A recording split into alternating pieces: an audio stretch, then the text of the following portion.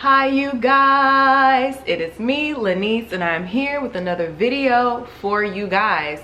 If you're new to my channel, hello, welcome, please subscribe. If you are a returning subscriber, thank you for checking out this video. You don't know how much this means to me.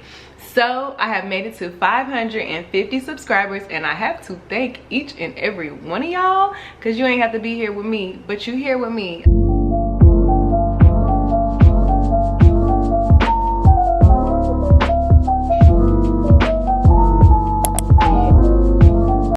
So anyways, if you are into nursing, you know other people that are in nursing school that are wanting to know more about nursing, anyone in your family, any of your friends, your classmates, whoever, if anyone is interested in nursing, please share this video with them, because of course I'm trying to make it more, I'm trying to get more followers, of course, but I mean, let's spread the good cheer. You know, a happy nurse helps breed happy nurses.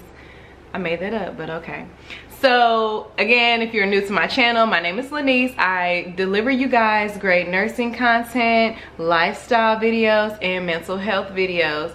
Lately, my videos have really been catering towards nursing, and let me tell you guys, I mean, so I tried to do a day in the life video, which I feel like would qualify as lifestyle, so I can add some lifestyle content to my page, and I realized that my life is really boring. Like, on my days off, I don't really do much. I watch TV, might read a little bit, might record a YouTube video, like, but really outside of that, my life isn't very exciting. So it's like, who would want to see a day in the life? Like, no.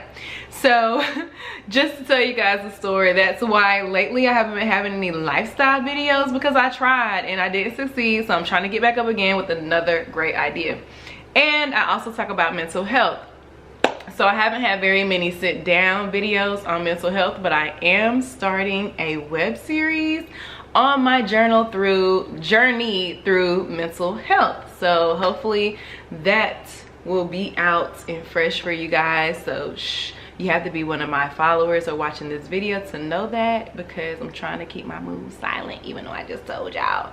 So anyways, I got way off topic. So today's nursing video is going to be on charting. I just wanted to share with you guys a few things that I consider very important whenever it comes to your charting. I'm still very new to charting in the hospital. When I was at LPN, I did do a lot of charting in the nursing home, which is a lot different than charting in the hospital. So today I'm actually going to tell you what I chart, or I've learned that is important to chart as a med-surg nurse in the hospital.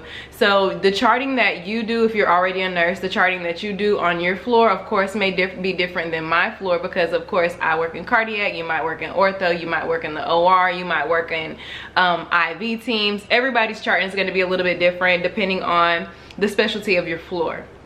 So I have kind of a long list of things that are important to chart on, so I don't really want to go into detail about all of them, but again, I just wanted to share with you guys what I feel like is very important to chart anytime these things arise.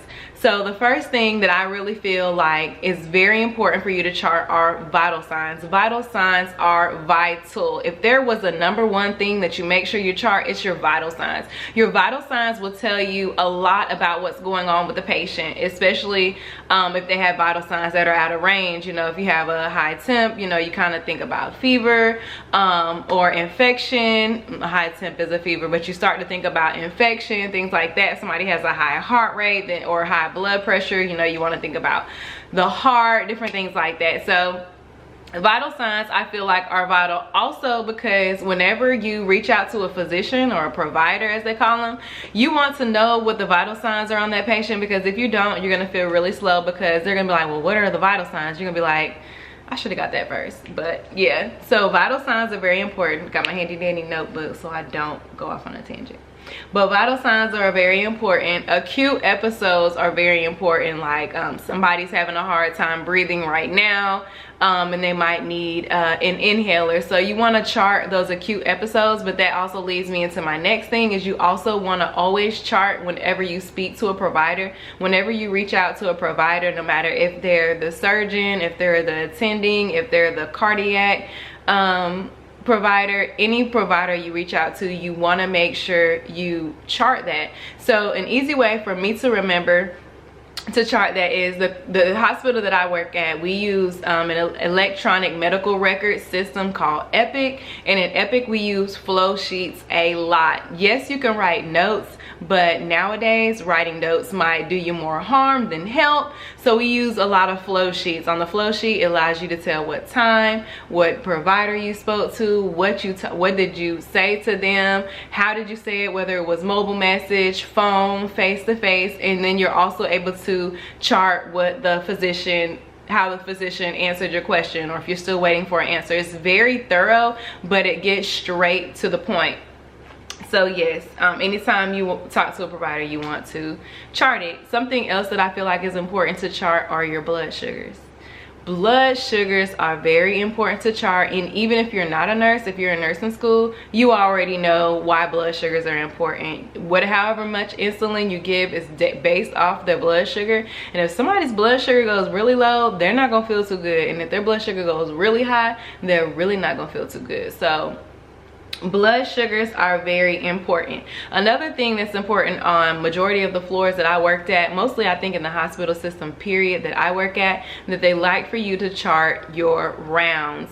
Nowadays we have this little badge on our badge reel that we put on. It's battery operated, and anytime we step into a room, it tracks us. It'll tell the MER, the medical unit receptionist, it'll tell them what room we're in, or how long we spent in a room, or if we ever went in the room. And when we go in the room, it's a green light over the door, and that means that a nurse is in the room. So they are getting very strict about charting rounds, because they can prove if you went into that room. So make sure that you chart your rounds, just in case that thing is not working.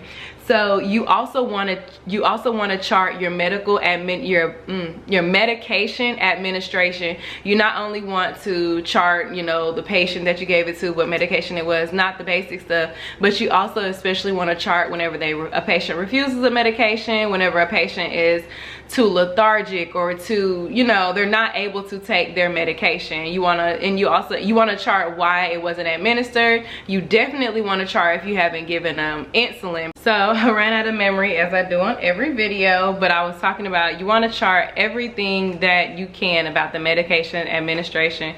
If a patient refuses, if a patient's unable to take it, maybe because they're not tolerating oral medication, or you just want to chart everything about your medication administration, even if it's something that just goes right. You gave the patient this pill, this is how you gave it to them. So you also want to do your you also want to do your new admission charting. I know that at times it can be hard to make sure that all of the admission questions are answered, all of the admission, you know, adding your care plan and stuff like that, but it's good to go ahead and do your new admissions if you don't have a charge nurse, or a team lead as we call it, that are able to do your admission. And anything that you're not able to do, make sure that the nurse that's coming behind you does know that these certain things need to be done for the admission, so the patient's admission will get done within that 24 hours that they hit your floor. So you also want to chart who you got report from and who you gave report to. It's very important, because that keeps track with it'll keep track with the information that has already been given. It'll make sure that there's continuity of care. And I mean, just who you give report to and who you give report to is just, you know, you want to keep up with that. You want to chart your head to toe assessments. Usually the way I do things is when I go and give a patient their medication, I go ahead and do a head to toe assessment. You know, I make sure I hear their pulses, I make sure I hear a regular heart rate, that I listen to bowel sounds. I check my patient's feet, I check the pedal pulses, and from what I was told, it's very important to check your patient's feet, because my nursing school instructor, she told us a weird story about how no one had been checking this person's feet, and when somebody finally checked it, they had a toe that fell off. And I don't know how real that story was, but I believe it, because something similar has happened on a floor that I work on. And so you want to chart your head to toe assessments. You want to also make sure that you chart your care plan and education that you did for that day. As a nurse, you are supposed to educate your patients, even if it's something small like the daily plan of care. You talked to them about smoking cessation, gave them a nicotine patch. You told them how they need to walk every day to better their health. Something as small as that, you want to make sure you chart it on their care plan and education, just to say you did your job that day. So you also want to chart who the provider for the patient is. And I don't think it's more so charting who the provider is, but you definitely want to know who the provider is for yourself, so you don't text the wrong doctor about the wrong patient and embarrass yourself. So you also want to know who your CNAs are for which one of your patients. I know it sounds so small, but you don't want to get the wrong CNA. You don't want to tell a CNA to do something for a room that isn't theirs, because, you know, some of them just don't like that, I guess you can say. So another thing that is very important to chart is when a patient leaves your floor for a procedure, or anytime a procedure is done for your patient. If your patient leaves the floor and they're having a carotid endarterectomy, you want to make sure that you chart what time they left, what time they came back, what type of procedure that they came back from, things of that nature. You want to make sure you chart any type of procedures. You also want to chart the updates that you give the family. If a family is visiting, you want to make sure that you chart that a family is visiting. If a family member called you and asked for an update over the phone, you know, you want to chart that stuff, because families sometimes, and I'm sorry, this is how it is, just be honest, sometimes families will say, oh, the nurse never told me anything and they never called me. And it's like, yes, I did, because at 8:52 I charted it and I know that I did it.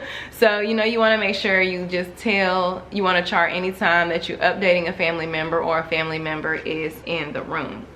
Another very important thing to chart are your I's and O's, which stand for intake and output, because especially if somebody has congestive heart failure or somebody has a lot of edema and they're on a fluid restriction, you want to make sure that you're calculating how much fluid they're taking out, but it's very important to know how much the fluid they're putting out also, because having fluid on your body, if you're already a nurse, you know, having any extra fluid on your body is not good for your body. It can cause breathing problems, it can cause blood pressure problems, it can cause all kinds of problems. So you definitely want to chart your I's and O's, and if you can, have your CNAs aware that you know, that you're trying to keep up with I's and O's. Another thing you want to chart is anytime you talk to the lab, especially for critical results. Critical results are critical. So you want to chart, you know, your lab results that are out of whack or out of normal, and you also want to chart who you spoke with from the lab, and you also want to chart what provider you passed that information on to.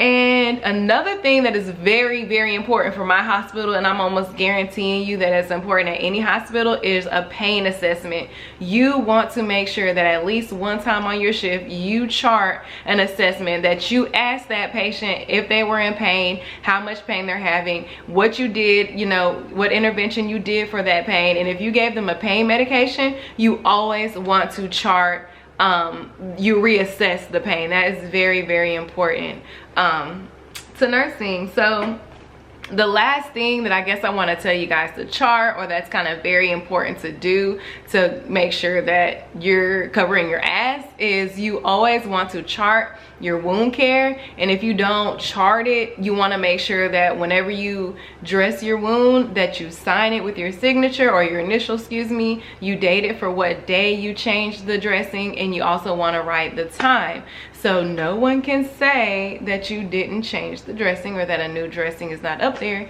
because your initials and the time that you changed the dressing are on the dressing. But it's still very important to chart in the chart whenever you do any wound care.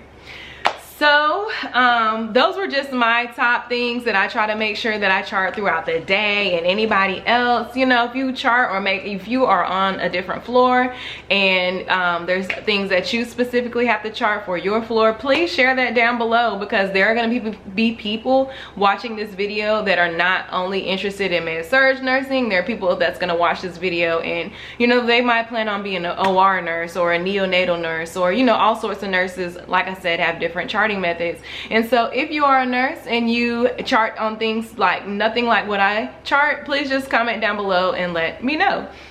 So again, I want to thank you guys if you have made it to the end of this video, because that means you love me. That means you really, really love me. And since you love me, I mean, share it with other people who may begin to love me also. So anyways, my name is Lanice, and I hope you enjoyed this video. If you would like, please share, comment, like, subscribe, and hit the bell notification so you're notified for when I post new videos. And to all my people watching, you guys, I'm gonna have to call you guys, I hope you enjoyed, and I'm